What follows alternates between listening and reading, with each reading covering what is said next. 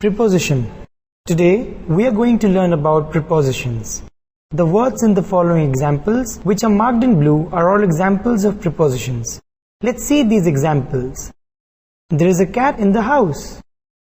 I'll meet you at 12 p.m. The paper is on my desk. Do you know what a preposition is?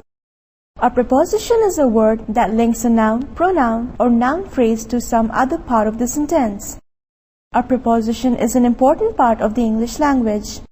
It is used to show a relationship between the noun and pronoun in a sentence. It must always be followed by a noun or pronoun in a sentence. A preposition can never be followed by a verb. Prepositions also define direction, time, location, and spatial relationships. Usage of prepositions can be determined depending on the types. If you are wondering what exactly a spatial relationship is, well, a spatial relation specifies how some object is located in space in relation to some reference object. When the reference object is much bigger than the object to locate, the latter is often represented by a point.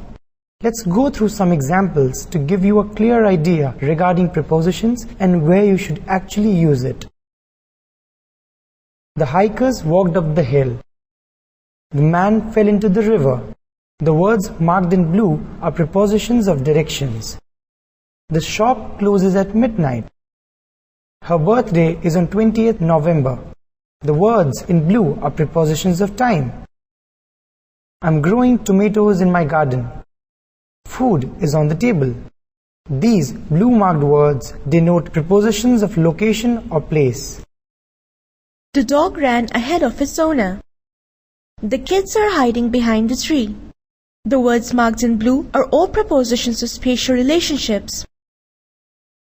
Let's do some activities now to brush up our knowledge on prepositions.